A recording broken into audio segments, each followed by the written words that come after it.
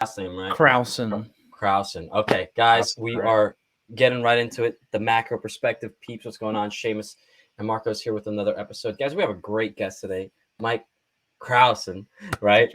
And what we're going to be doing today on this podcast is going to be talking business development. As y'all know, in this podcast, we do more than just talk about the aspect of fitness, nutrition. We talk about all pillars of health. We talk about financial, maybe even sex, financial. Today, we're going to be talking about business. And we'll be talking about how to have the best business practices, whether you're a CEO, someone that already has a business that's small, but they want to scale it, or someone that's a solopreneur. So, Mike, I'm going to go ahead and let you introduce yourself, what you're excited about, what are the things you're talking about, and we'll just let the conversation flow and we'll ask questions from there. Sure, man. I appreciate you guys having me on. Man, what do I do? So I own 3 companies. I own arfunnel.io, which is a lead nurturing software for coaches and consultants. I own Build Your Legacy marketing agency, where we do e-comm marketing, emails, websites, etc. for e-comm companies. And then I own CoffeeOverCardio, which is an e-commerce coffee company. I love that. Well, if I had one way to increase my heart rate, I would choose coffee over cardio. I see that in your background right there. Behind every successful person is a substantial amount of coffee. So you're a firm believer in that. Yeah. Firm believer. Yeah. And it's been a pretty wild journey through the years. So I started Coffee Over Cardio 5 years ago, 5.5 at this point, agency about 4 years ago. And then the software back in November. So I guess we're up on 6 or 7 months now. And it's been a wild ride. I first started personal training at 19. I'm 33. I started online coaching in 2012. So a lot has changed since then. I work for a little company called Shreds. If you guys are familiar. Yeah. I was the 9th employee, so I saw the rise and the fall. Wow. Started working with some IFBB pros on the back end of their websites whenever I left that company. Always give a shout out to Guy Cisternino, being my first person to give me a shot. And so big shout out to Guy for that. And went back into fitness, which is my background, what I love to do. I've competed 13 times. I'm double retired.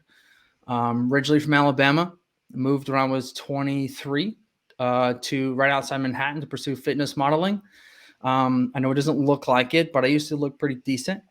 Looking good. Well, I appreciate that. I had a little bit more hair back then too, Did that. That's when I got the job at Shreds and then learned a lot. But realistically, out of the last 14 years of being an adult, I've collected a paycheck for 2.5 of those. And the other times, just figure it the fuck out. Yeah. I love that. Oh man, that's a bit of a tenure there in the fitness industry to then going into the online space, the e-commerce space. I mean, you said 2012. I was like, I think I was just entering my last senior year high school wrestling season and then thinking what college I needed to go to and what tryouts I had to go to. So you're a testament to probably you've seen the rise and, like you said, seen the rise and falls of fitness fads, probably, and many. So why don't we kind of start there? Can we kind of talk about the practices and the things that you saw in those businesses that you were at before that probably led you to where with these 3 businesses where you're at now? So talking about in-person training, when I first started 2.5 years in, I looked at a guy who was 55 years old at 4 a.m. across the gym in sandals, sweatpants, and a baggy t-shirt with long hair, all gray, eating a Pop-Tart. And I go, is this going to be me? And I realized, no, it's not. So 3 months later, I quit with good income at 23 and moved to Jersey City to fitness model. So I basically moved with no job. And I don't know if you guys know, but you just don't move out of small town Alabama. My nickname became Big Shot because I left. Right? It's not normal like today's day and age, but 15 years ago you didn't do that. And so it was a big leap. And there's one thing that I'll talk about on this call is taking leaps. I've taken many leaps with understanding that I'm going to figure it out. I don't know what that looks like, man, but I'm going to figure it out. And we get asked all the time, right? Like, hey, what do you see your life in 5 years? At one point in 2 years, I lived in 4 states. So to be honest with you, I have no fucking clue. However, I'll figure it out. right? And you get like more direction in what you're doing, but I can tell you that whatever you start with is not what you finish with. Life has phases, right? And so you go through those, you learn what you can, and you move forward. What did I learn that I was able to use in this company or companies? I thought something this past weekend at the Coaching Con event I thought was really important one is the day 51 rule, and which basically means that treat that prospect and that customer and that client on day 51 like you did day one. That's one thing that I do. And that really resonated because that's usually the biggest pitfall of businesses is not worrying about the customer in the reoccurring order, but always trying to sell on the front end. Yeah. Not the back end. And so Coffee Company has an incredible retention rate of, I think we're at like 30 days, like 60%.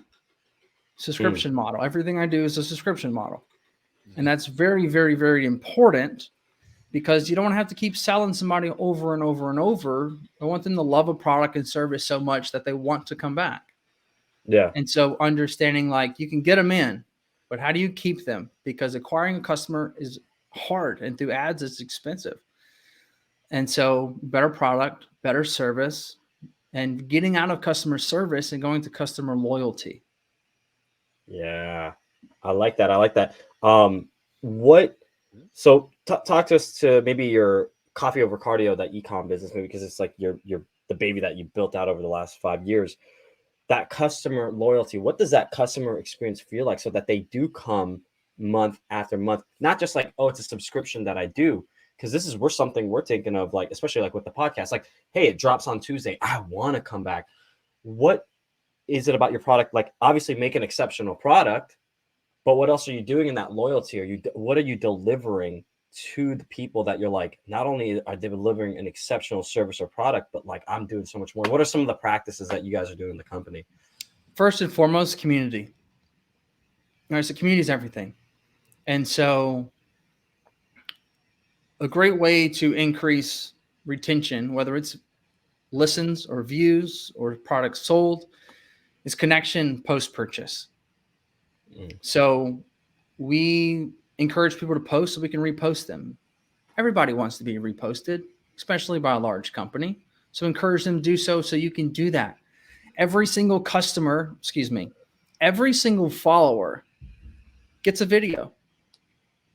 Thank you so much for following the page. Appreciate the love and support. Let me know if you have any questions about XYZ. Like, we're here to serve. And so basically it's treating everybody like it's your only customer, because at the end of the day, they are your only customer. And so like whenever you're going live or whenever you're going to do this or that, let them know, hey, here's an email. I'm going live tonight, or we just had a new podcast drop, blah, blah, blah. Go check it out. Versus just expecting them to take actions and just follow through. No, like care enough to let them know, right? So if anybody has like that does go lives, whether you're in a coach or not, let them know that you're going live, because the power of voice and the power of video is incredible compared to PDFs and emails. So anytime you can get in front of their face, right? Because no one's going to buy from you until they buy into you. Yeah. So we need to become best friends and have that type of relationship. They need to get to know you. Have that type of relationship is to have conversation and connection. Yeah. Like, it's so funny you say that, because you asked that question about like, what were you looking to offer to people right before we got on here? And I told you it was developing skill sets to then get better at offering things to people, right? This is practice, and practicing perfect reps is like really what me and Seamus are about right now. And we knew that it would take at least 52 episodes to be fucking halfway decent at this, hopefully. But what we learned along the way is that, like, all right, like once a week isn't enough. We need these little things to like do things individually. We need to learn how to like speak as a team, right? So group dynamic, giving people the attention when they need it, but also then doing it ourselves. And we've quickly learned as we've gone from week to week with this project that exactly what you just said. We really want to foster that community involvement and engagement. And how do we get to that, right? And it's already taken I mean, a small team, but a team nonetheless, to try to make that be facilitated. Hey, this is dropping. Here's what's to come. Here's what you missed, right? And all things that we're like, weren't even thinking about when it was literally 2022, December, when we just started the project, right? And again, we just want to increase awareness, that conversation. But again, getting in front of people. You mentioned that. And Seamus, how did I get in front of the precision nutrition team and win a scholarship to their master health coach certification? It wasn't that I wrote an email. Yeah. It's that I made a video and I explained why I want to articulate what it is to be a master health coach. Yeah. Right. Granted, I know it's just maybe a certification for some people. They're like, I can care less. How does he coach me? How does he get me a fucking result? Right. But nonetheless, this is differentiator, master health coach, board certified, whatever that thing is. And I won, quote, that thing because I also learned something about people. We're all inherently lazy, right? We all want to not necessarily do things all the time unless there's something that benefits us. Typically it's money, right? Or clout, right? And I learned, I was like, hey, I need to stand out in this inbox. I need this thing to be opened. I need it to be watched. How do I do it? And I basically have learned through retention and retaining an individual at a high level to then appear different to everybody that was inside of this, 200, 300 person inbox to this specific account that PN had. Well, it's funny you say that because what we've taken, or what ARfunnel.io is acquisition retention funnel. Yeah. And we've taken that same mentality and taken it to the next level. And so we basically are a text messaging software company. Yeah. Where now we set up a method that I call the AR way. And if you care, I'll share exactly what it is. I think everybody will find it very beneficial. 100%. So the AR way. Coaches get 300 people to join a Facebook group, but have 30 applications. Why? Very simple. Shitty follow-up processes. No. Okay. Because the number one thing attached to fitness is insecurity. No one wants to fill an application, raise their hand, and say, I'm out of shape, I'm overweight, I'm fat. I don't like what I see in the mirror. Why the hell am I going to tell somebody else that too? Until I'm bold, until I'm brave and ready to take action and know I'm going to pay you. The very low percentage of people in today's society, actually it's about 3%. And so when we understand that, like, they join my group because they want to learn from me, but they're not ready to move the needle. There's something holding them back. And typically it's a relationship. And so what happens is that we want them to join that group so that we can use the power of video and the power of connection. But the problem is that when they join the group, I don't know anybody. I'm a stranger. How many times have you gone to a party you don't know anybody? First of all, you don't do that because I don't know anybody. Why am I going to go? Insecurity. Yeah. But now I'm going to go to a group that I assume is full of fit people, and I need to lose 35 pounds. Becky's not going to come in here and be like, hey, I need help. Right? Not at all. That's why groups are normally dead.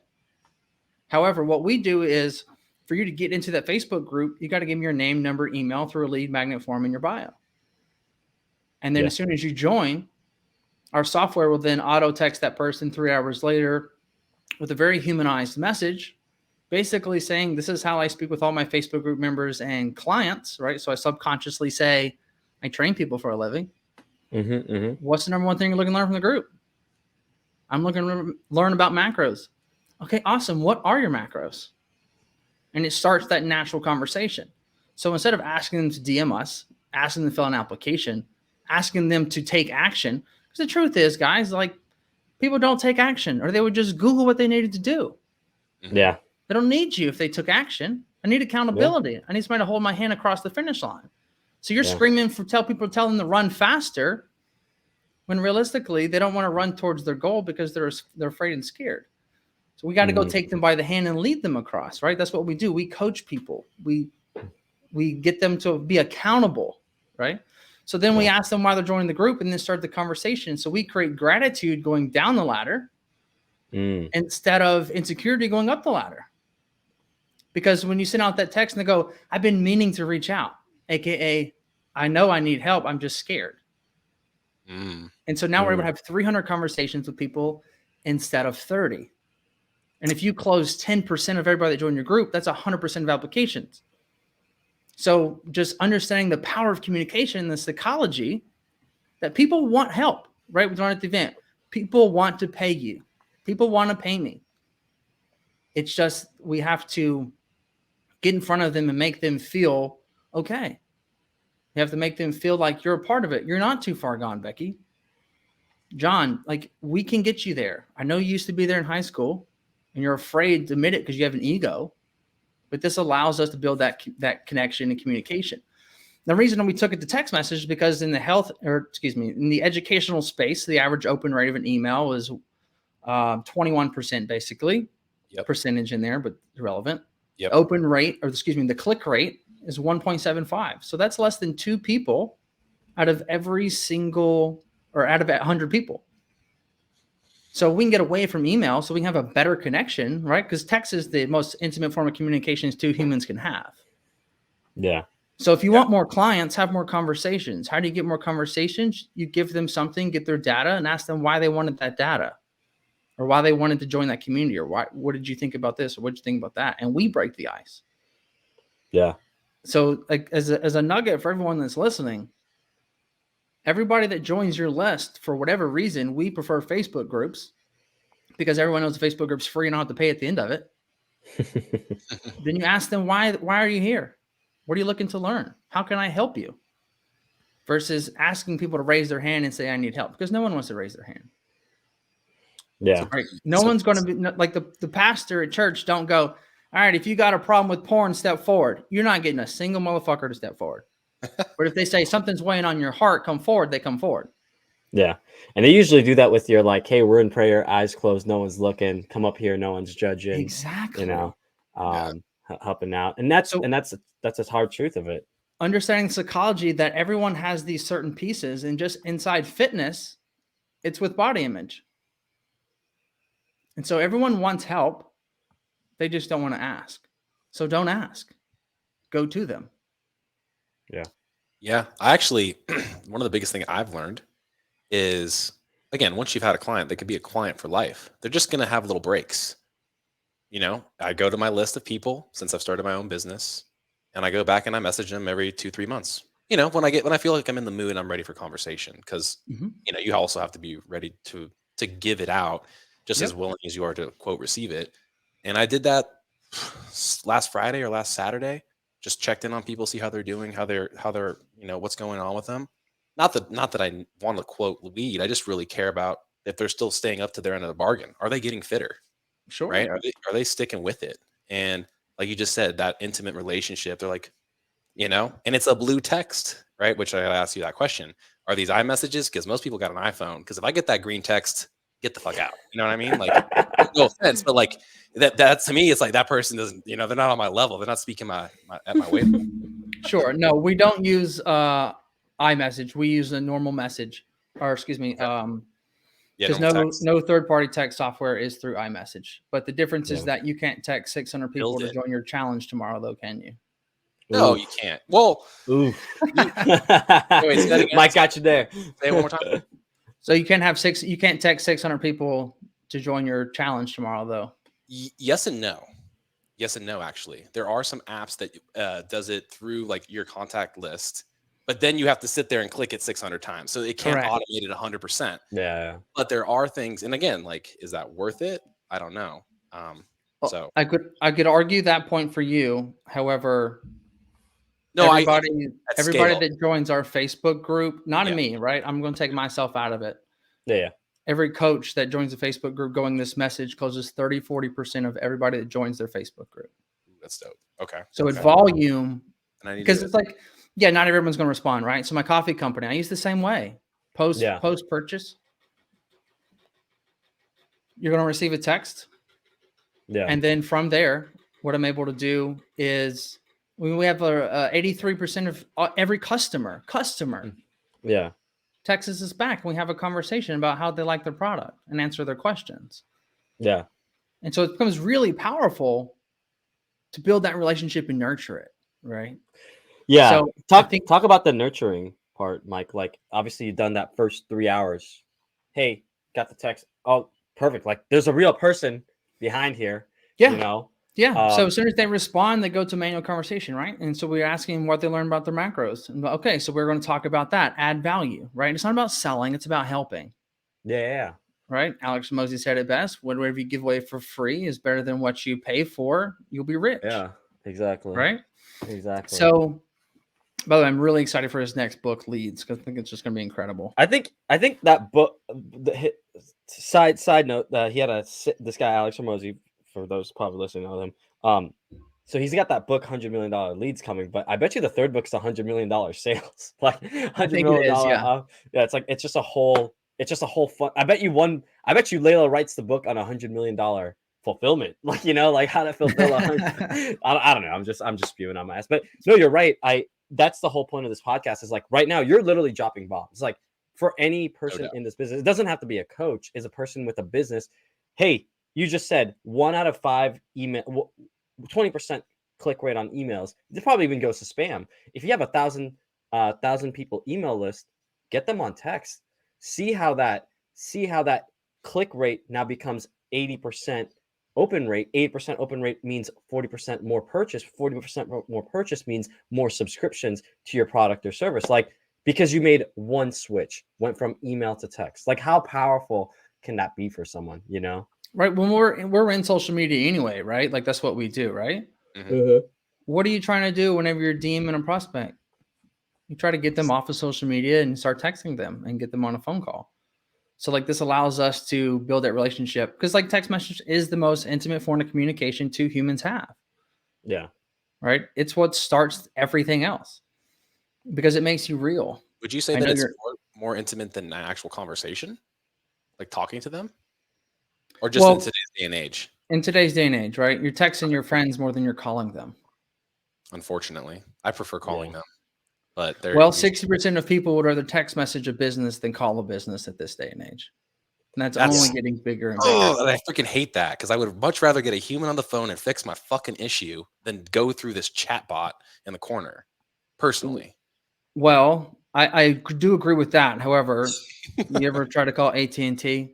It's a nightmare. It's a nightmare. I get through. I wait the hour. I get some hour. I know. I get them on. And then the call center. My problems just so I could let my day go on. True. Yeah. Or calling a credit card company or like, hey, what time are you open? I got a call to do that. I can't just text you and say what time you open. And you'd be like from 9 to 5. Sweet, thank you. Yeah. Makes it a lot easier on that aspect, right? But Siri. Just kidding.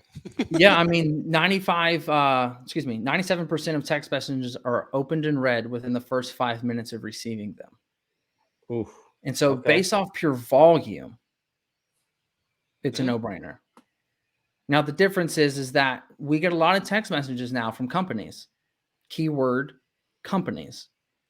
CoffeeOverCardio, blah, blah, blah, blah, blah, blah, blah, blah, opt out, link. Here's your 10%, whatever, right? Yep. We get those. And what do? We ignore them. But when somebody joined your group or downloaded your PDF and you send them a text, whether it's manual or auto, like I don't care. Like I provide the method, I just have the software. But the method still applies. You text that person, hey, just want to make sure you got the link. Did it work? No, I didn't get it. Be sure to check your spam folder. It might be in there. Let me know if you didn't get it. I'd like to resend it. Dude, thank you so much for following up with me. I appreciate that. Yeah. Right? Or they have a question about it. Now they have a lifeline. Because you never emailed somebody and been like, hey, I had a question about the PDF I just read. You never want emails back to that.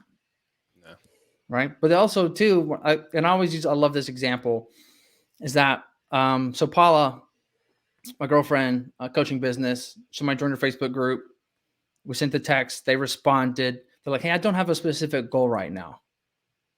That person's not going to fill an application, but we have a relationship now. Mm-hmm. So it's a volume game, right? So you talked about, it's not, once you have them, you've got them. Mm-hmm. It's just not, it's when we try to focus on whenever you're selling, whatever you're selling. I've sold a lot of shit. If you try to focus on a sale within the first 7 days, you're trying to sell. When you're trying to build a business, you focus on making that sell in the next 90. Yeah. I agree with that. Right. Yeah. So you have to nurture that relationship along the way, provide value. And it's not if they buy, it's a win at that point. It's just a win. Can you speak upon, okay, other than the text, you've nurtured them, they're in the group. In that 90-day cycle, what is it that you're delivering? You know, I'm getting to learn about this a little bit more as we've talked about the brand. Sure. You know, I've been on certain brands on articles and stuff like that. I'll repurpose some of that content, put it up, or I do a clip from this call. Hey, that clip is there. Or maybe there is that free deliverable. Like, what are like the best practices in that 90-day cycle for that someone to say on day 90, okay, I am ready to buy because there was all this evidence that you laid out in front of me, these freebies, whatever. What are some of the best practices you've seen for people to get them in? Yeah. So again, I'm gonna go back to power video, right? And so if you're emailing out your entire list about when you're going to go live inside your Facebook group to educate them, like, hey, I'm going live tonight at 7 p.m. We're going to talk about the 3 biggest reasons why women can't lose weight while they eat out. Yeah. Like, ooh, I'm going to listen to that one. I just ate out last night. Oh, shit. And so basically then they go watch. And then when we're communicating via text message or email, right, however you choose, right, I'm biased. Then you simply say, you want to learn about macros? Okay, awesome, Sarah. Actually, I just filmed a live last week. Let me go tag you in that live. So then you get to go back and see me speak, use the power of video, talk about inside those lives, talk about problems, I talk about solutions, I talk about case studies. And then from there, they're getting these every week, they're getting these new lives. And also you can put them into a trickle system via email as well. You can create a free mini course. You can create different PDFs to provide as much value as possible along the way, right? Because the more free stuff you give, then they're gonna be like, wow, like Mike really knows what he's talking about. This is awesome. If I'm getting all this for free, man, like how much help would I get if I paid him? Yeah. And so what that allows you to do is continue to nurture that. So your customer journey depends on your product or service, right? So there's not like a specific way to map out the next 90 days, but it's constantly like knowing where they're at. And this is the biggest difference between a trainer and a business owner. Where are your people at in your funnel? Do you just have their numbers in your phone and you're constantly scrolling through to see who you need to text today? Or do you have a list that's like, these 13 people have filled an application but haven't booked a call? These 22 people booked a call. These ones no-showed. These people responded back to me but haven't taken any action of any sort. These people opened up my free PDF I gave them. So like you're able to stage and understand where all your prospects are versus, because 2012, come on, I was just trying to DM people and scrolling through my DMs and saying, who didn't respond to my last message, asking them a question, right? Who can I talk today? Were they even a thing really in 2012? That's a great question. I used Facebook a lot too at the time. Okay. Yeah. But like that, when's that DM song come out? Like, because I feel like that would be we can know where. Yeah. But same idea, Messenger or Facebook posts or walls or right. And it's like scrolling through who can I talk with today. So like understand that like your business is only as good as your systems. Yeah. That's one thing we learned a lot this weekend, right? Is like, you got to have a system and process in place. You got to know what you're going to do and don't just wake up and be like, who am I going to talk to today? That's not a business. Just hoping for a sale, hoping someone responds, you know? I'll give you something I think is really important here. Whenever you have the mentality of like, I need to make a sale today, you create a discounted product. Yeah. Ooh. You create an offer that you have to discount to get somebody to buy now. And so you're not able to have the value of what you need because you know you have certain leads. And so you don't have to worry about making a sale today because I have X amount of people I'm talking to tomorrow. Yep. And so it gives you the ability to say no. Yeah, it really does. I love what they said, kind of just leading up to what you're saying there. It's like at this con, it's like, would you rather like have to cold DM or like hope someone buys something, or would you rather have a wait list for the next 3 months that you're like, actually book an application, book a call. Oh, we're not available until June. I get, you know, like I'd rather have that problem, right? Right. And that simply comes from not trying to sell everybody and knowing that you have a database that you can leverage. Simple as that. Yeah. Then you create different types of offers, you know, like let's use coffee for example, right? You do like your cash flow things, right? So I'm going to do a discount here. I'm going to do a free offer here, or I'm going to do, buy X, get Y or whatever, right? But at the same time, you got to know too, that every time you discount your product, somebody on a subscription's upset because they don't have that discount. I try to live by the rule that everybody that comes in pays more than the previous person. As weird as that sounds, because then I get it. You're setting the standard, right, for everyone that comes through. Yeah.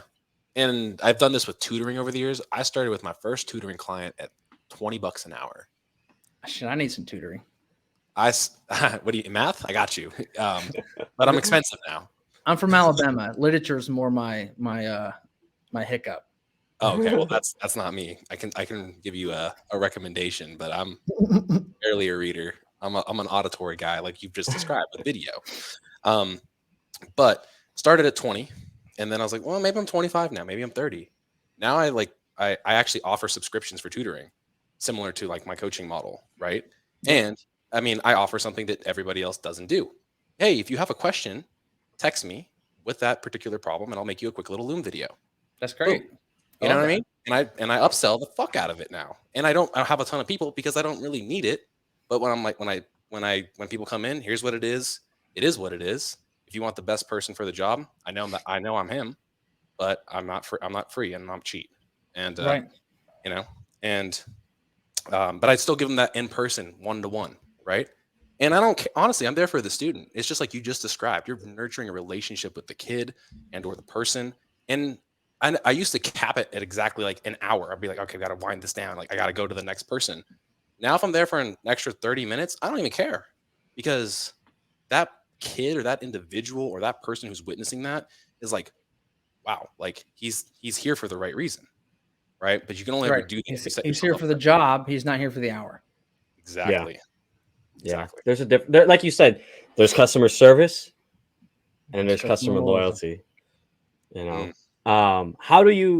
are some other ways that you keep, like you said, loyalty, raving fans in your business with these other businesses? Maybe you have other examples of that, Mike. Niching down. So my coffee company only serves women. Okay. We don't not market to men. Can you drink my coffee? Of course you can. But you don't market to us. We market to women. Why? Same reason Black Rifle markets to their audience. You have to niche down. There are so you have oil and then coffee is the second largest commodity in the world. Yeah. What makes you stand out? In the sea full of people doing the exact same thing, what makes your beans any better than mine? Marketing. Packaging. I have a Dippin' Dots collaboration behind me. I don't know if you guys can see it, but we basically partner with Dippin' Dots, right? So I have a few different flavors inside Dippin' Dots. Makes me different. And then now it's like, okay, so this is what we market towards women. And we've always gone after essentially the idea of yoga pant wearing, Starbucks drinking millennials. So much so that our pumpkin spice coffee is called Basic AF. You either love it or you hate it. But when you love it, you fucking love it. I'm going to have to get myself some of this. Where's the link? Basic AF. I love that. I freaking love that. I love that. Like, you're really speaking to it. But I love how you're when you niche down, like, you're owning it. Like, yeah, pumpkin spice drinking ladies, they're basic as fuck. Well, I'm going to own it. If you look at Europe and those brands, if they're a brand meant for in-shape people, I don't give a fuck if you wear a XX. I ain't selling to you and I'm making products for you. It's only meant for these people. America, we try to go as wide as possible, but when you try to sell to everyone, you sell to no one. Look at Bud Light. They just did, right? We're going to get controversial for a second. Yeah, go ahead. Yeah, go ahead. Not knowing their niche. People that drink Bud Light are normally floating on the red side of the line. Carhartt, same thing. And so you're alienating the people that you've served for years. To please one side, you ruin the other side. But if you stayed in your lane, then everyone would be happy. But we try to make everybody happy, and it doesn't work. It never has, never will. Right? And so it goes for any type of product, whether you want to make it controversial or not. The truth is that you serve an audience. Who is that audience? Yeah. And when we try to get outside of our audience, because we're trying to be appropriate or not hurt anybody's feelings, this, that, whatever. So, like, this is the truth. Like, I don't care what you do, you're going to hurt somebody's feelings. Yeah. Period. You can't please everybody, right? I don't care what it is. So when we say, hey, like, we market and serve to women, you want to buy my coffee as a guy? Great. I'm not making a bag tailored towards you. Mm-hmm. I don't care if you don't like it. That's just what we're doing. Because it's going to alienate my community of barista babes that only want to be a part of a female community. Yeah. To the person listening to this, they're still kind of like, they heard what you said there, but they're like afraid that, like, hey, if I niche down, I feel like I'm going to lose a market because it's this specific person, this specific thing. Why is it that being specific actually gets you more clients than not when you're trying to serve? Like, how come? Because I noticed that for myself when I finally niched down and I said, this is what I'm doing with. It's like, oh, people get it. But what is that? Like, why is that? If you can kind of speak upon that. Yeah, well, you just held up a book that talked a lot about it. Yeah, this one right here. So for 100 million everyone. offers, Alex Hormozi.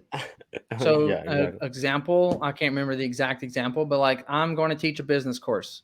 Great. Who am I teaching? E-comm or service? I'm going to do e-comm. Okay. E-comm what? Apparel or e-comm consumable product? Okay. Consumable product.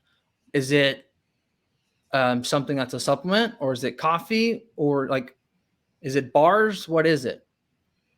Because if I own a bar company, why do I want to hire somebody that doesn't specialize in selling bars? I will pay you more money because you know exactly how to sell my product.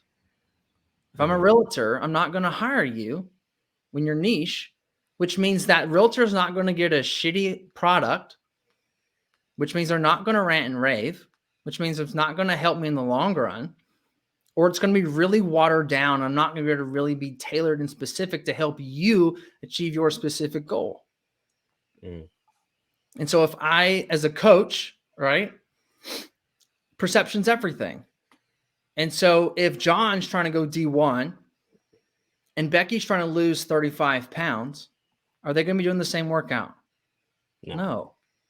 However, when John sees you training Becky with the 5-pound weights, I'm like, dude, you can't help me go D1. She's like at 5 pounds. And then Becky's going to look at you training John squatting 500 and be like, I don't want to be that big. I don't want to be bulky. And so even though as trainers, we know that's irrelevant. I can train everybody. But perception's everything. So you want to, if you train females or women and you want to train males, men, then post the females, the women, and collect the guy's money. Just don't post them because it's going to alienate all your women. Vice versa. If you never post about training guys and you coach women for prep, the guy's not going to be like, hey, help me. You helped all these women. But all those women are going to be like, you're really good at coaching women. I'm going to hire you to help me. Yeah. But that woman that's like wanting to get into bodybuilding and sees that guy you post and be like, I don't know if he's the right coach for me. I don't want to look like that. So being very careful with what you put out. Listen, money's green, collect it. Yeah. But your perception of your brand is everything. Because it's going to take those that might not know as much of the physiology of the human body and that really doesn't matter. Because education is the biggest thing lacking in the coaching industry, right? Yeah. Even though you search for fat loss and there's 800,000 articles. That what I see is what I know. And I know I don't want to look like that, so I'm not hiring you. Yeah. But also, too, we talked about community. Did you want Becky to come in and talk about her problems of her going through prenatal or menopause and John's in there? That's not going to make her feel very comfortable. It's definitely not going to make her husband feel comfortable. Yeah. And so understanding like we have to meet people where they're at, not where we want them to be, and creating a niche that allows you to target towards everybody. You get to a certain point to where those people that say, I don't want to look like that, don't matter because you have so many people. But I often find that if you're able to niche down, you'll be able to build better loyalty and better referrals because, hey, he only works with women. He's great with women. Yeah.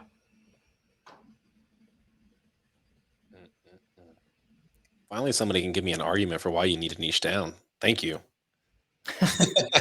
I've never heard it. I've never heard it like that before. I've always just heard niche down, but I've never heard it to that extent. Like really, like I was thinking in my head because right now the program that I'm coaching. It's funny because you mentioned it. There is I coach men to transform their physique and optimize their biochemistry while they're on a reboot, which is rebooting from things like porn, and that's a deep place. But those men, they need to work in a place that's discreet. They need to be in a community that understands them. They need a place that, you know, even though we're talking about fitness and nutrition, like we talk about fitness and nutrition like anyone else on the street, why does it relate to them? Guys, we're training like this because it's going to help this and this and this. Guys, we eat like this because it's going to help on this specific thing, right? And when I realized that, like, honestly, like, I feel like I've connected more with the men, even more now, no doubt, because like I've understood, oh, I am meeting them where they're at. You know, I am meeting with them instead of just trying to like tell them about shit. You have like, you know, I'll use church as another example here. You got men groups, women groups. Why? So we can talk about things without feeling weird talking about in front of women. Right? We'll talk about the problems I'm having with my wife. I'm not going to say that in front of other women. No. Because they can't relate. They don't have the same issues. And so this allows me to get advice from other men and make me feel comfortable because guess what? They get it. They've been there. They understand. They know what they're going through. I can't talk to a woman and talk about how I feel like I need to be the man of the house. Like this, like versus, you know, somebody that's been there, done that as a guy can be like, hey man, I can relate. You need to drop your ego. The reason your woman doesn't want to sleep with you is because X, Y, Z. Yeah. All right. So you're able to open up. And again, community is everything, right? So if you give them a safe space to air out those feelings, which also why like women that coach women usually get a better for them to open up because it's relatable. Like no guy wants to train with a woman and be like, man, I got low T and to be honest with you, like I can't get it up. You're not going to tell her that, but he'll tell the guy that because he probably can relate to some degree or help him in that nature without being embarrassed. And so when you talk about niching down, it's really just trying to serve that one person better than I could if it was open and broad. Yeah. Same thing, e-commerce. I'm going to show you how to sell a product that has an AOV of $40 because that's what I specialize in versus I'm going to teach you how to sell online. That's like, well, that's so vague, dude. I can Google that. Yeah. Yeah. I want to move this. Marcus, do you have any other questions? I don't think I have any questions. I'm in thought now. Now I'm thinking about my niche, my niche a little bit more. And I think everybody that's come onto this just puts me in such deep thought. I love it. Well, that's good. I love that everybody literally creates something I've heard a million times before, but someone just finally says it. And I'm like, oh, duh. I'm really happy that this call happened. Like, I'm like, hey, I just saw this. I'm just gonna email Mike, and you know, that's the beauty and the serendipity of being in a place with 700 other 50 people, and there's sometimes there's one that makes you think differently. Yeah, and I'm an open book. I try to add as much value as I can, right? So, any of your listeners got any questions? Mike_CROWSON. Shoot them my way. We love that. I wanted to go ahead. One thing though, like. It's funny how I can't curate the niche when it comes to my actual like coaching, like my business. I think it actually makes money outside of my other job, right? But when it came to the understanding of like the nonprofit that I've created, I've already figured out kind of the niche. It's just so weird how like I'm struggling in one area, but it makes so much sense in others. So I don't know. Do you find that that's just that people want to help too many people, and as a result, they're blinded by like thinking they can help so many people? So your nonprofit charity Mhm. is to help a specific type of person. Mhm. You can create a story around a specific type of person and a specific issue and hardship. You cannot create a story around an open-ended question, which is not a niche. And Mhm. so when I talk about how an individual had these type of issues and these type of constraints, and he was able to go from this to this, not only physically, but mentally, and these are the hardships that allows you to connect with an individual that's going through those same things, which is no different than a nonprofit. And so when you get down, because I mean, nonprofits are the definition of niche, No helping shit. a certain amount of people in a certain way. Yeah. It just Yeah. makes sense there though, like because it's not for monetization. If something doesn't stick, then it pivots a little bit and it's okay because it's still in the lane, right? Right. But So when we say, hey, donate money, who donates money? 0 people. When we say, hey, donate money to help kids with leukemia, you go, oh, okay, I can see the kid. Yeah. And so I can you're see able that. to relate to the story better. Yeah. No, that yeah, makes so much. yeah. That makes I so mean, much sense. it's funny how I told you like, or no, this was another conversation. Like going in person and doing things, building my community, building like an actual face, a visual of that of quote my actual image, not my face behind a screen, matters a hell of a lot to me. And I've told Seamus on the podcast and everybody that listens that because I feel like after COVID, times have changed and people didn't realize how important that true community vibe actually is. Granted, I use technology to facilitate a lot of those things after the fact, Sure. but during, I want there to be that exchange and that energy. And again, like I just said with the nonprofit, the thing that I do for generating that is go do a nutrition seminar on how to improve your performance in CrossFit, and therefore CrossFitters then help other quote kids. Right? Again, like kids being they could be CrossFit kids, or they could just be kids that are trying to find fitness or play a sport. But go give them that same education. Like this is the food that matters. This is the food that doesn't. This is how you might go about your workout windows and help drive education of health and wellness to those kids.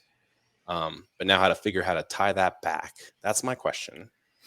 Maybe I need to get a consult with you and you can niche it down for me and I'll just stick to it. Well, I think too, like look at it from this, right? If I met somebody at the gym and they asked me what I did, do I say I help people get the body of their dreams? Or if I'm talking to this guy, I say I help men get the body of their dreams through doing XYZ. They're like, oh, you can help me, not just people. So simple, like if you just start there, right? Or we do you help X chromosome or Y chromosome? Is beginning the niche. And then from there, through who the people you attract, you can go, okay, I help people that are 30 to 40 or 50 plus. So as that audience grows, because your niche will continue to go down and down and down with the volume of your business because your product is going to develop over time to help those you're serving most. And so your niche starts off wide and then continues to work its way down. But I tell people that are starting out, like, hey, just start there. Like, just if you're fresh, you open it up and see who shows up, and then from there, you determine who do you like working better with, and then you start to devise it. Who can you help better? Because not everyone can help men the same way they can help women, vice versa. I just can't connect with men on an intimate mental level. I just struggle with it, right? So then I'm gonna go work with women. Like I just can't get the women to open up to me. I'm too masculine, or I'm too scary, or I just don't have a good voice. I'm ugly. They're not able to open up. Like, so you'll be able to determine as you get into it how you're going to go down. When you're starting a product, however, you need to know out the gate exactly what you're doing. So when I started Coffee Over Cardio, I knew what flavor, I knew what the bags were going to be called and the flavors before I tried the coffee. Because you got to have a marketing plan. Yeah. Like the marketing is everything. And so in the product, you can't learn as you go with marketing. as much as you can with service, because you just as a flip. You can't change your company after you start it and be like, you know what? Changing all the colors of the bags to this. Like, because then the audience you built, you just completely annihilated them. Just start over. So you got to have a rough estimate of like where you're going. And any type of mentor, really, coach is like, hey, like, I know you're going 100 miles an hour, but you're going in the wrong direction. My job as somebody that does consulting or any type of like whatever, right? It's like, hey, like, I know that you're giving it your all. And the same thing with coaches. Like, I know that, like, that's why people fall off in New Year's resolution. It's because they stop seeing the results, not because they stop working. They're working really hard. The problem is that doing all the wrong things and going in the wrong direction. Really, I just need you to make a slight left and head a little bit more north, and you're going to start seeing results because you're wide open just going west. Yeah. And so the idea is like, take that same energy and just navigate it back this way just a little bit, and you're going to have better results. And so it's not usually that people are not willing to put in the work. It's that the work they're putting in, they're not getting the results. And so it becomes discouraging. And when we get discouraged, we quit. Yeah. Makes sense. I appreciate the niching down. That'll help Marcos for sure. I think that'll help us a lot. I do want to kind of go into the e-commerce space that you're in. Yeah, let's do it. And kind of the marketing and stuff like that. What is, I know you kind of talked about some of your companies, but would you mind kind of just rephrasing what those companies are doing? And like, I know you have the Coffee Over Cardio company that's for coffee for women, the Air Funnels, and then obviously the Build Your Legacy. What are some of the e-commerce practices for marketing? What are some of the best marketing practices? I mean, you mentioned some of them, like have a niche and don't pivot because you'll mess it up, you know. But what are some of the best practices you've seen in your e-commerce businesses? And, sure. At the So scale you're at now. I'm going to start super entry level. So Instagram is your first website. If you do not view it as a website, you're not going to get anybody to your actual website. And that's service or product. And so there's a few things that I like to do inside the Instagram bio. It's very basic, super simple. It's going to make a lot of sense.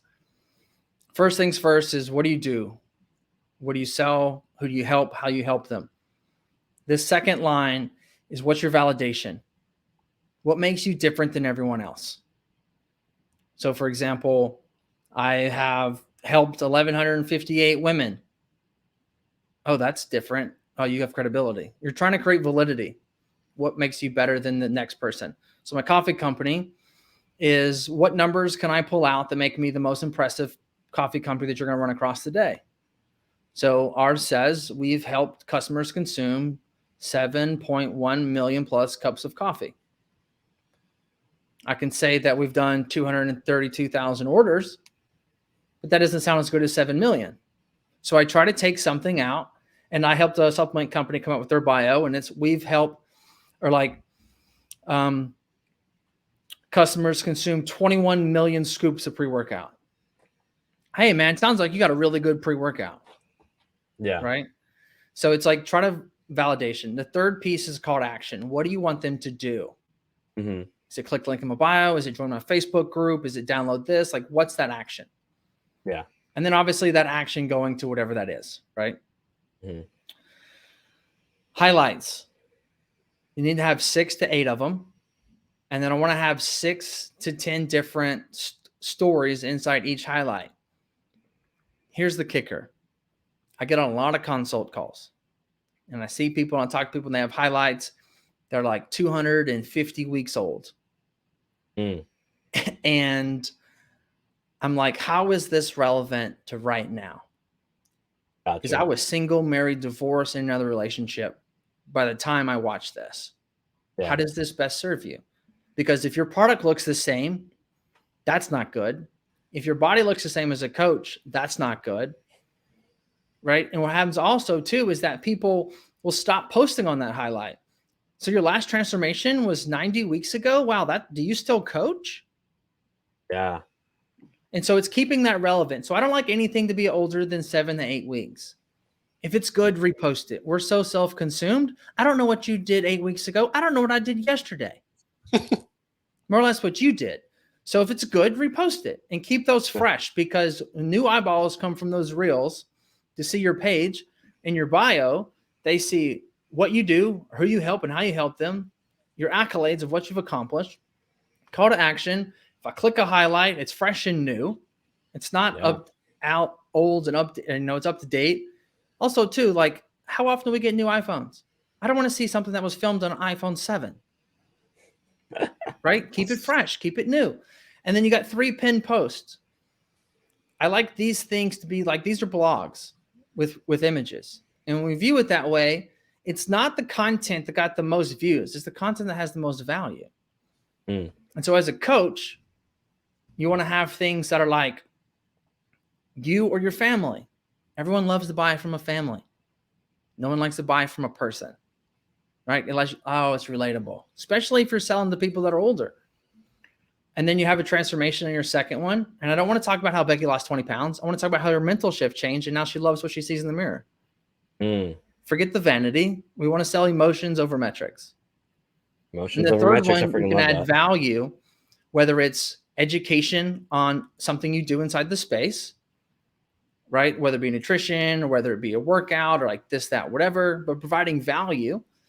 But if it's a products, then it's like you can have customers purchased, how long they've been a customer, right? Just trying to show as much value and how it helped them of some degree in some way. And then now every reel you put out, they come back to your page and they see your website, everything it is that you do and how you can help them. And all of it points to your call to action. Yeah. So like, that's like one piece like that I think is so underutilized that people don't focus on. And the other piece too, is that when you start an e-comm brand, oftentimes, well, e-comm's a little bit different. When it's service-based, people create 2 pages. I think that's a terrible idea. People buy from people, not from businesses. I want to buy Michael Jordan shoes, not Nike shoes. And so when I go to, I don't want to follow a business page. I want to follow a person. Like, so I'll ask you, who's your favorite trainer? You're asking Marcus, me. you got one? I'm asking both of you. I don't have one. Right. Maybe Lane Norton. I mean, technically, he's not truly a trainer. Sure. In the traditional Great sense. answer. Yeah. Very knowledgeable. Since he said Lane Norton, but kind of like in that like nutrition longevity space right now, like I'm reading Peter Attia. So Peter Attia. Okay. Why didn't you say their businesses? Because you don't give a fuck about their business. Yeah. Yeah. People. Yeah. So e-com's a little bit different, obviously, but at the same time, you have to cultivate an audience before you put out a product. So you have to build a personal brand and then create the product and then hope that the product outgrows the personal brand. Wow. Yeah. That's what we're Sounds like what we're talking about. Really want talking with you. You too. Because every business that we know, right? We know Grant Cardone for Grant Cardone, not Grant Cardone for 10X, his real estate company or whatever other investments that he has. You know, for him. So you buy from him. Right. And so whatever product we're creating, we got to cultivate an audience to do so. Yeah. I also think that in the e-comm space, oftentimes we try to go too wide and create too many SKUs. The more options you give people, the less that they're going to make a choice. I need you to choose, are you buying this, this, or this? If you try to sell everything, you sell to no one, right? Go back to that. And so for us, I've learned this the hard way. All right. I've got like 13 or 14 different coffees, but every company has 5 top selling products. So you should focus on selling more of those products than trying to get everybody to buy every product, because just because you come out with a new product, one of your products is not going to sell anymore because now they're buying that one. No one's going to buy every coffee I sell. Yeah. The average cart value for us is 2.5 products. That's most e-comm is like 2.5 products. I'm going to get a protein, and maybe something else. But when you got 40 products to choose from, 5 are going to excel, and the rest of them are just holding up your money in inventory. Yeah. And so we try to go too wide instead of trying to go deep. So if you spend your energy on selling those products better, and the best example I can give you is the ShamWow. Slap chop. Right? So they put all their money into marketing and one product versus all their money in the products and none in the marketing. Yeah. You want to be the Snuggie? Sell something or a few things very well. Yeah. All right. So you'll notice that supplement companies, they'll grow and then products die off and then lines will die off because it's not selling, because people have to pick and choose. Just because you put it out there doesn't mean people are going to buy it. Right. Right. And so that's why there'll come different flavor variations of a product that works well, but then other variations die because you have to roll over. You can't just have 30 flavors. You stick with ones that sell well and you drop the old ones. Can I interject here? Because like obviously like we're in the fitness and nutrition space and all this stuff. And like, you know, I look at supplement companies and I don't know if you're familiar with this one, but you kind of said a few things earlier in this call and maybe you can speak upon this. I don't know their business practices, but there's a company called Redcon One. Yep. I don't know if you've heard, but they're constantly, whenever I go to their site, the reason I'm constantly buying from them is because they're like, hey, spin my wheel. And you spin the wheel, there's a discount. Hey, there's a discount here today. Like they're constantly discounting. I constantly see it on social media, right? There's always like a discount for something. Oh, hey, a new flavor of this, a new flavor of that. I know you're saying don't be doing that, but it seems like that company is doing those things. What? I'm not asking just about Redcon One, but like if a company is doing those things, hey, discounts, you know, new flavors, new things, what are they doing well if they can sustain that? Because they're obviously not, I don't know their books, but like if they're doing that, what can sustain something like that? Yeah. So there's two models. You got the First Form model and the Redcon model. Okay. Redcon discounts their products. That's their business model. First Form's never had a discount ever. No discount code, no coupon, nothing. Not even for their influencers or their legionnaires. Right. Which one's bigger though? First Form.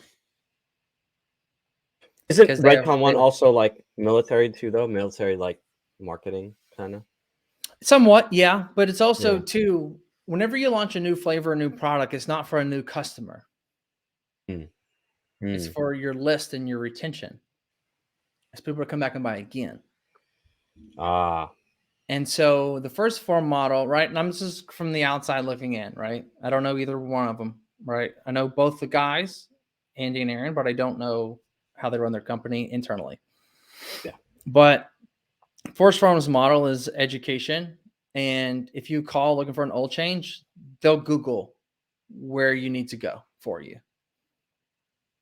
And it's like, hey, here's the number to the Quickie Mart down the street for you to get your oil changed. Right? So theirs is loyalty, hands down. Redcon, it's what's new, what's flashy. And yeah, I need a new pre-workout. Let me grab one. Oh, this has got a cool flavor. But I'm pretty sure that they're always dropping flavors that aren't performing either.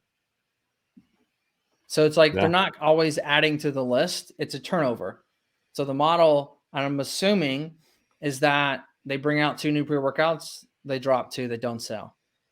Bring on 2 new ones. Can it become the new bestseller? If it does, we keep it. If not, we lose it. I feel like they're always doing like a launch play. It sounds like it feels like correct. It feels like they're always just trying to like, what do we need to do in the next 90 days to get our books in the, you know, in the black, and like, and then it's like, oh shoot, we got to do that again because they don't have something. When we take the wholesale model too, though, right? So like they're performing a lot of product they're spinning out, and so new stores want those new products and those new flavors. What happens is that when that wholesale store buys that new flavor, what do they not buy? The old flavors. The old flavor. And so it's always getting something new. So it's not that the company, again, I don't know, but I have to make the assumption. It's not that the company is always adding new flavors to the roster. They're replacing flavors on the roster. Gotcha. And the core ones stay. Or I think the thing that I see commonly is just it's the same product. It's just a new look. Right. So rebranding or updating or changing. Which is like if one ingredient changes on the label, they're spinning as a new product, new and improved. New and improved, or but also too, you visually, this is new on your like sensory. If you were a person that liked the product in the past, and like, oh, why did I get away from it? Oh, I want it. Like some people like psychologically, you want something a little new. Like, I'm just kind of tired of the same old shit, and then literally you change the branding a little bit, and you're like, it's the same old shit, but just packaged as a new thing, right? Packaging. So we have a coffee called Secret Stash. And basically it's a new flavor every single month. I don't keep the flavor, it just revolves. So every month you get a new flavored coffee on that subscription. It's like the mystery flavor of Airheads. Sure. You know, it's a flavor you probably know and love, but which one are you getting this month? Right. Which one? I like that. And so it's basically just serving those people that want a new flavor every single month. And then you have people that are like, hey, I'm loyal to one thing and one thing only. I'm going to stick to my messy bun flavored coffee. Yeah. Right. I'm going to stick to that. And that's all. Is that a cinnamon bun flavored coffee? The messy bun? Yeah. So it was one of the first ones we had here. So like our first flavors were messy bun, chocolate donut. We had a workflow that's it's a dark roast with 156 milligrams of caffeine, which if you didn't know, the darker the roast, the less caffeine it has. Yep. So it was like, I like a strong cup. Okay. Do you like caffeine or flavor or like bold, dark? They're like, I like dark, more caffeine. I'm like, well, not really. It's like alcohol. How much is it though? Really? I read something. It's only like what, 10 milligrams difference, maybe? Like the darker the roast. How much typically it's like 80 to 90 to give or take 100 to 110. Okay, so how much is 20 milligrams in the end of the day? Like 20%. Okay. Again, okay. If you're gonna give that's a big thing. 20%. That is kind of a big thing. That is substantial when you say it that way. Like if I had 20% weight loss, I'd be fucking jacked. I'd be incredible, right? Yeah. But it depends on how you look at it too, right? Because you look at an Oreo and the reduced fat, they're like 1/3 less fat. There's only 3 grams. So it went to 2. With the 2. Yeah. Yeah. That's what I'm saying. Like, yeah. Marketing. Yeah. That's the marketing. Look, Mike, I want to be very respectful of your time. We are on hour 06. You know, I just want to make sure for those listening though, any other nuggets of business practices or marketing practices that we're kind of just been talking about that you're implementing, practicing, things that you're still learning, or you're just kind of excited, or just kind of the top of the head right now as part of some, closing points. Well, I think understanding that the biggest thing I've come to realize in the years of doing this is that when you try to focus on sales, you're not actually going to make sales. When you focus on leads, you'll get sales. So trade information for data so that way you can build a network. And then that way you're able to nurture them. Because you focus on the sales, you got to discount it to make it close. And so focus on your leads and the sales will come. And then also too, if you're putting money into a product or a service, oftentimes I find that a lot of people put too much money in the deliverability and not enough money in selling it.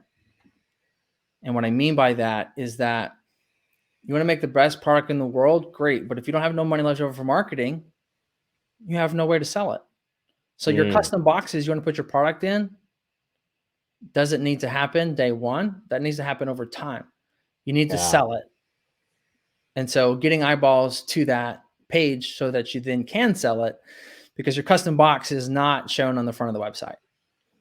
And so, and I'm just speaking from my own painful mistakes along the way, right? Because I have nothing but experience and millions of dollars in ad spend to prove for it. Because I've lost my fair share of money along the way, making poor choices that I thought were bettering the brand, which they do, but you got to have a brand to develop first. Yep. And so make a good product. But the truth is, guys, is that if you don't look back at where you started and laugh, you started too late. It's not going to be 100% of what you want. It never will be. As fitness people listening, do you have the perfect body? No, but you still show up every day.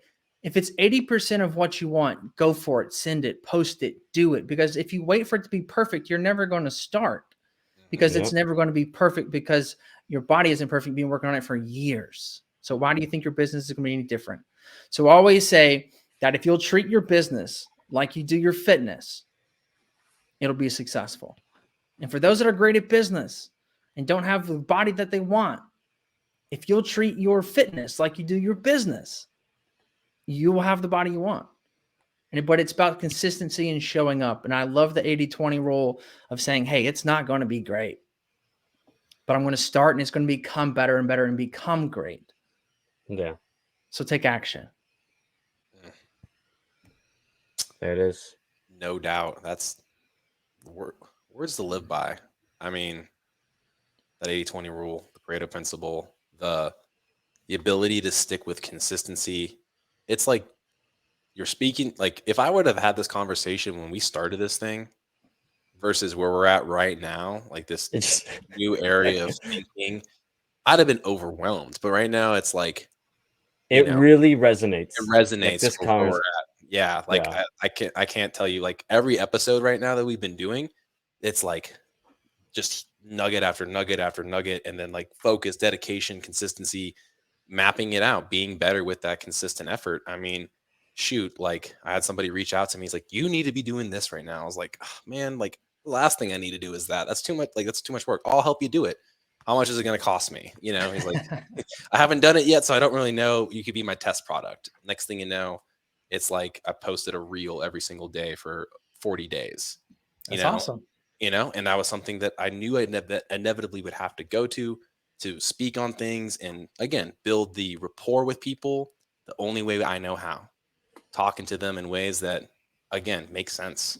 Even if it's something, again, I always get this question. So here's my stance on it. You got anything that of value, reach out.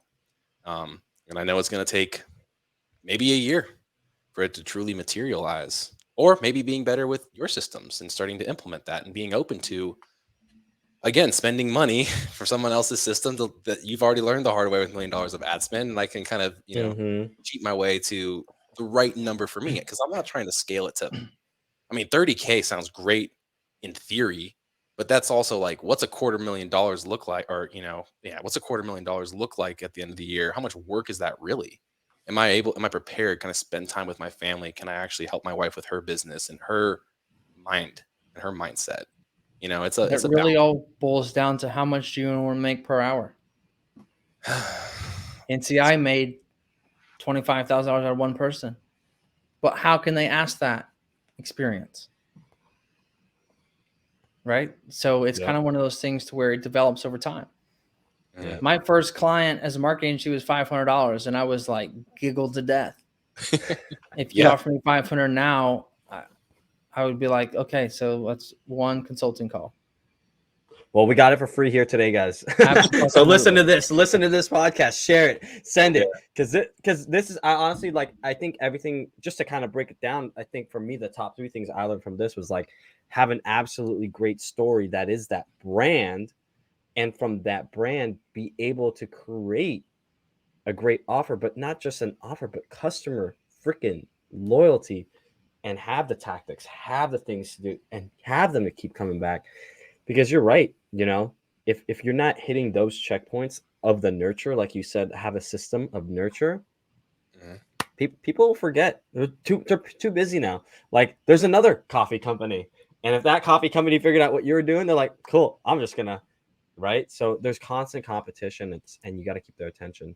Well, I invite anybody that wants to start a coffee company, be my guest. It has been the hardest things I've ever had to build and create, because I'll give you a fun fact here. How many Starbucks locations are in the world? 20 millions? 20K, 28,000. 28,000. How many are in the United States? Probably 2/3. 7,000. Not even. Okay, so what's that, a quarter? 25% is what you see. We see a competition. Lot. Yeah. I talked to Andy Frisella at an event one time. I was joking with him, and I said, dude, I wish I was your competition. I wish you were my competition. And he chuckled, and he was like, oh, I get it. Because now I go against companies worth billions of dollars, not hundreds of millions of dollars, right? Yeah. Or not a company like that that's basically just broke $1 billion. So it's a whole different ball game in the e-commerce space. And I always suggest, if you're looking to start a company, start service and then go product, because it's a lot easier entry. It costs a lot less. And Worst case scenario, you're just selling time and you don't have money invested that you can't sell without having more money. Yeah. So hone your craft, your ability to sell, and your ability to speak to people and build relationships, and then come out with a product. There it is. There it is. There it is. Marcos, any closing words to close us off, my man? I'm gonna end it there, man. That was brilliant. Thank you for your time. That was awesome. And everybody that made it this far, hopefully y'all are getting value, whether it is you guys starting your own business, whether it's figuring out how to be a better service provider, a coach, whatever that may be. Here at the Macro Perspective, we're really just trying to give people value, right? It's a value exchange service, essentially. We're just wanting you to listen. We want to get people out here that know what the hell they're talking about. And yet again, another guest who's absolutely crushed it. So like, follow, and subscribe, and we'll see you later. Yeah. See you guys later. We'll get everything. By the way, just get all the show notes for Mike's, how you connect with them, his companies. We'll get all that for you guys as well. If you want to work with him, get more from him. He's very amazing guy. So hope you all learn from this. Thank you guys.